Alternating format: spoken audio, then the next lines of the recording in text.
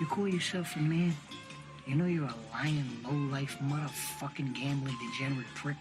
You know that's what you are? Well, hello you degenerate fucks, and welcome to The Degenerate Gambler. It's Thursday the 2nd of May. I'm actually recording this in the afternoon, so apologies about it being late, but I had a really fucking busy day. Shouldn't be that long today because I've only picked one bet for the weekend because the championship finishes and all those matches are at 12:15, so there's not loads on. So I just picked one bet. I'll tell you a bit about last week's bets. Nothing good really. I'll give you some stats, although they are reduced. There was only 46 games in the top 4 leagues because the National League North and stuff is over. So looking at the bet, so the main bet was pretty bad last week. The goals bet, the only thing that let it down was Motherwell. Motherwell didn't score. They were down to 10 men and they lost 1-0. So that's what done the goals bet. Now, my 3 £1 bets for, League 1? League 2? One of them anyway, that finished on Saturday, were actually, I got good sweats out of all of them. So I think I'll definitely do something similar. I'll talk a wee bit more about that in a second. Going on to the evening bet, Everton both to score let that down. They win 1-0. So that was, the rest of it was all up. Sunday bets were pretty shite. Let me talk a wee bit about what I'm going to do on Saturday. So the championship is obviously, as I say, 12:30. There's 12 games on. Last time in the whatever it was, League 1, I think it was, I did a fiver bet and picked 4 teams both to score, and then I did 3 £1 bets on whatever. So I did over half a goal in the first half. I did a bet that could run all game, and I did a second half bet, certain teams to score. I think I'll probably do the same again, except I won't do the fiver, sort of quad or whatever, or 5-timer. Looking at the fixtures, there's not a lot of great fixtures that I fancy. So what I am going to do is I'll probably use maybe like a tenner, like 2 points, and do a couple of £3 and maybe a £4 bet, just for the championship. So what I think I will do, or I may even just do 1 point and do two £2 and one £1. It depends what I want to do as far as how many I'm going to pick. I will definitely be doing all games over 0.5 in the first half. So at least 1 goal in the first half. I'll then do probably, I could probably do 2 £2 ones, because I was thinking I could do £2 in that, which would probably pay about 50 or 60 quid. I could do £2 on all games, but just make a selection in each game. Something that can run the whole game, whether it be cards, corners, goals, or a team to win. I suppose sometimes a team to win, if they're getting hammered, isn't really good. So maybe goals, corners, cards, that sort of thing, in all 12. Then for second half, I might just do like a £1 one then on teams to score in the second half. I couldn't find it on Bet365, like total second half goals, but all I could find was the score in the second half. But I'll have another look for that, but I'll do something. So that way you're getting a sweat the whole game. Your first half one might be beat, but you move on to the second half one. So that is the idea for the championship. So look, let's go on the stats. I'll have a look at the stats. And again, it's only 46 games because of obviously the lower leagues, the National League and such being finished. So there was 10 in the Premier League and 12 in every other league. Premier League had 5 favourites, 4 draws, 1 outsider. Championship had all the 4s, 4 favourites, 4 draws, 4 outsiders. League 1 had 5 favourites, 3 draws and 4 outsiders. And League 2 had 5 favourites, 6 draws and only 1 outsider. So in total that was 19 favourites, 17 draws and 10 outsiders out of 46 games. 19 favourites was only 41%. So very, very low. Moving on to goals and overs, both to score, sorry. Premier League, 6/2, 4 net. and 6 both to score, 4 not. Championship, 6 games were over 2.5 and 6 games weren't, and 4 games were both to score and 8 weren't. Similar in the League 1, 6 games over 2.5, 6 games not, 6 games both to score and 6 games not. League 2, 8 games over 2.5 and 4 games not, and then 10 games were both to score, only 2 were not. So in total for the overs, that was 26 games over 2.5 and 20 not over, which was 56%. And it was exactly the same in the both to score, 26 games both to score and 20 not. So sort of shows you there why my main bet was shade and my goals bet was, went pretty close, because there was a lot of goals out there. So yeah, look, I'll move on to the bet for the weekend, and as I say, it's just one bet of a bit of everything, of different selections in here. So I'll run through it, then I'll come back for some reasons. So Newcastle away to Burnley, they're 19-20. Brentford versus Fulham, both to score, 8-15. Forest, Sheffield United, both to score, 8-13. Linfield versus Cliftonville, draw no bet Linfield. So Linfield draw no bet against Cliftonville in the Irish Cup. That's 4-9. And Dortmund at home to Augsburg, 17-20. So that's 2 wins, a draw no bet, and 2 both to score. So let me get into some reasons. So Newcastle first. Newcastle currently, they're obviously 7th, but they're only 1 point behind United in the European places. They're 7 points behind Spurs, who are 5th. Spurs have a game at home, which is tonight. Burnley fighting for their lives, 24 points, only a point behind Luton and 2 points behind Nottingham Forest.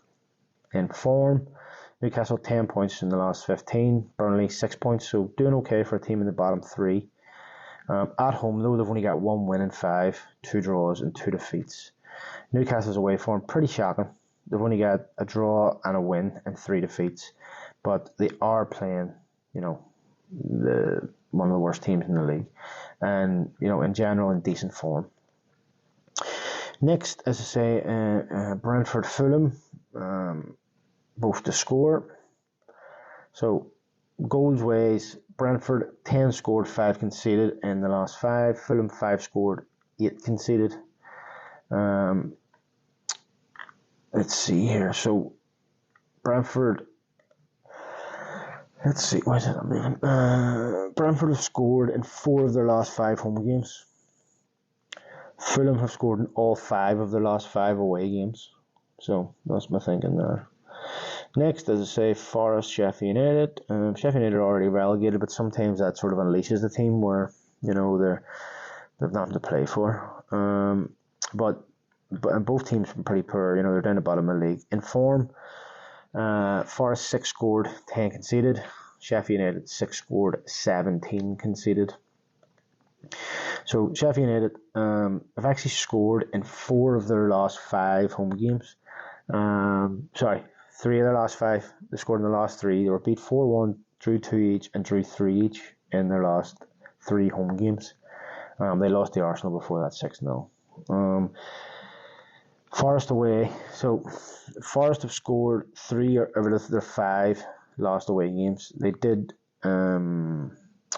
score against Everton. They scored against Spurs, Luton, and Villa. So I just think 2 poor teams. Forest are definitely going to go for the win, so they might get caught. And then Linfield versus Cliftonville. Obviously, this is a cup final. Both to score is an option here too for those that maybe don't want to do draw no bet. It is around 4-5.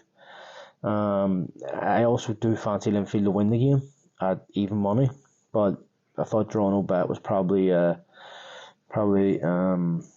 just a bit of a safer option, because you don't get early payout on those games anyway, so you're sort of sweating it no matter what happens. And then lastly, Dortmund versus Augsburg. So Dortmund, they're not in great form. Dortmund are currently 5th, Augsburg 8th. In form, they've only got 7 points, but Augsburg only 4 points in the last 15. But at home, including beating PSG last night, they 3 wins, a draw and a defeat. And Augsburg, 2 defeats in the last 2 games. They won the 2 games before that and lost the game before that. So I think 17-20 is a good price for Dortmund at home. I'm just hoping they don't rest too many players ahead of the Champions League second leg. So look, that's the bet. It'll be 1 point or 2 points on that at 11-1, so it pays about 120. And say moving in the midweek, look, we're so close to the end of the season. There's obviously very, very little on. What is on is some Champions League games.